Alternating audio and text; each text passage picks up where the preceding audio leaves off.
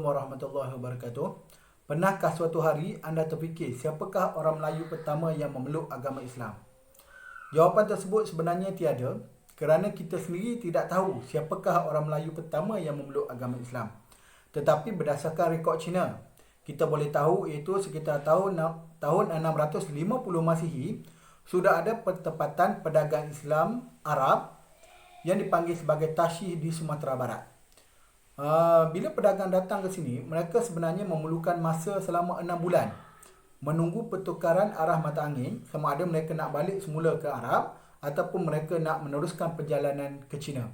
Jadi dalam masa 6 bulan itu, tidak mustahil pedagang-pedagang Arab tersebut telah menyebarkan agama Islam, dan tidak mustahil orang Melayu sudah ada yang memeluk agama Islam sekitar tahun 650 tersebut, iaitu kira-kira 40 tahun selepas Nabi Muhammad menyebarkan dakwah ataupun Nabi Muhammad mendapat wahyu, itu pada tahun 610 Masihi.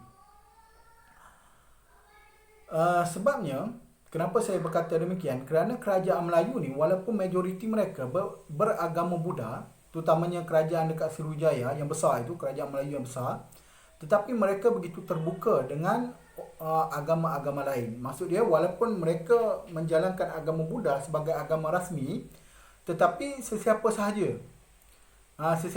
boleh menyebarkan agama yang selain daripada agama Buddha, termasuklah agama Islam. Ini berbeza dengan Cina.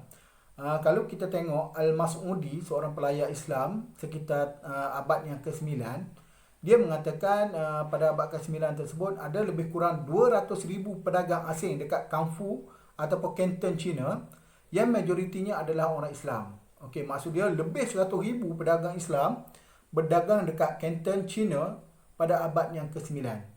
Tetapi Islam tidak tersebar dekat China kerana Maharaja China, dinasti-dinasti beraja China ini begitu mengawal agama rakyat dia. Maksud dia, walaupun mereka bebas menjalankan perniagaan, tetapi mereka tidak dibenarkan untuk menyebarkan agama Islam. Berlainan dengan orang Melayu. Orang Melayu ni dia terbuka menerima agama lain. Maksud dia, Islam boleh disebarkan kepada alam Melayu ni, walaupun raja dia beragama Buddha. Okey, walaupun kita tidak tahu siapakah orang Melayu pertama yang memeluk Islam, tetapi kita tahu siapakah raja Melayu pertama yang memeluk agama Islam.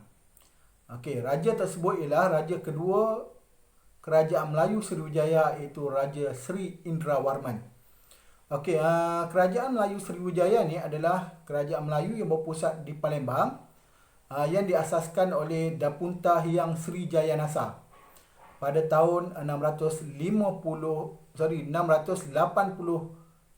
Masihi, lebih kurang gitulah. Okey, pada tahun 717 Masihi, iaitu kira-kira 107 tahun selepas Nabi Muhammad mendapat wahyu, Raja Sri Indrawarman ni telah menghantar utusan kepada khalifah daripada Bani Umayyah, itu Khalifah Umar Abdul Aziz yang berpusat di Damsyik. Okey, dalam utusan tersebut, baginda telah menghantar surat yang mana surat itu menyatakan permohonan baginda supaya Khalifah Umar Abdul Aziz menghantar pendakwah ke Sriwijaya. Okey, bersama dengan surat tersebut, Raja Indrawarman juga mengirim beberapa hadiah, antaranya minyak wangi, kapur barus dan juga barangan-barangan yang popular dekat Nusantara pada waktu itu. Dan Khalifah Umar Abdul Aziz juga telah membalas hadiah tersebut dengan memberikan hamba kulit hitam kepada Raja Sriwijaya. Tetapi saya rasa hamba kulit hitam itu tidak diambil oleh Sriwijaya. Maksud dia tidak pegang lama, kerana pada tahun 724 Masihi, Raja Sri Indrawarman telah menghantar utusan ke China, dan antara hadiah yang dia bagi kepada Maharaja China pada waktu itu ialah hamba kulit hitam. Jadi maksud dia, hamba kulit hitam itu diberikan oleh Khalifah Umar Abdul Aziz kepada Sri Indrawarman, dan Sri Indrawarman bagi kepada China. Maksud dia pusing gitulah. Okey, surat tersebut meminta supaya Khalifah menghantar seorang pendakwah ke Sriwijaya, dan Khalifah mungkin menghantar pendakwah tersebut kerana pada tahun 718, itu setahun lepas utusan itu dihantar, Raja Sri Indrawarman daripada kerajaan Sriwijaya telah memeluk agama Islam. Okey, apabila baginda memeluk agama Islam, baginda pun menyebarkan dakwah kepada kerabat raja, kepada menteri dan juga kepada rakyat dia. Okey, tapi masalah yang berlaku apabila dia menyebarkan agama Islam ini, dia telah menyebabkan dinasti Tang daripada China berasa tidak puas hati. Kerana dinasti Tang ni bimbang. Kalaulah orang Sriwijaya ini memeluk Islam, itu akan menyebabkan monopoli perdagangan dia, terutamanya perdagangan lada hitam dengan Sriwijaya akan tergugat. Jadi daripada perkara itu berlaku, jadi dinasti Tang telah membuat dua benda. Pertama, dia telah menghantar dua orang pendeta Buddha yang popular daripada China ke Sriwijaya untuk mengukuhkan kembali ajaran Buddha dalam kalangan orang Melayu pada waktu itu. Okay, yang kedua, orang Cina telah menghasut kerabat diraja, menghasut menteri dan menghasut rakyat Sriwijaya beragama Buddha supaya melancarkan satu revolusi istana, ataupun kita dalam bahasa yang mudah kita sebut pemberontakan. Okey, dan pemberontakan itu berlaku. Orang Melayu Buddha, orang menteri Buddha dan juga kerabat raja di Buddha ni telah mengangkat senjata dan berjaya menggulingkan Raja Sri Indrawarman yang beragama Islam tersebut. Dan baginda telah digulingkan pada tahun 728 Masihi, lebih kurang begitu.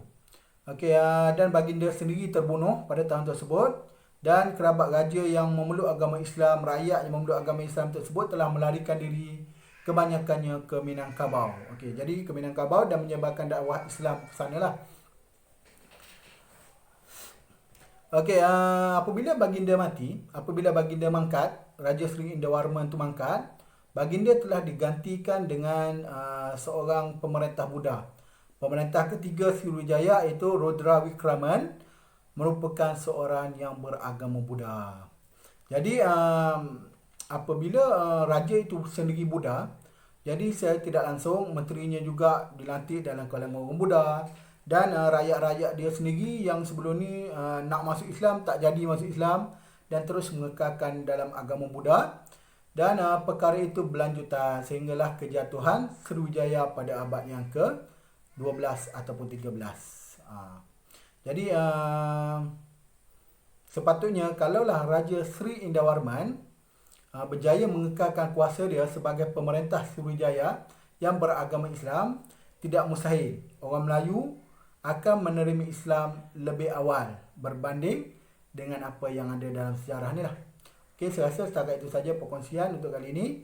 Assalamualaikum warahmatullahi wabarakatuh.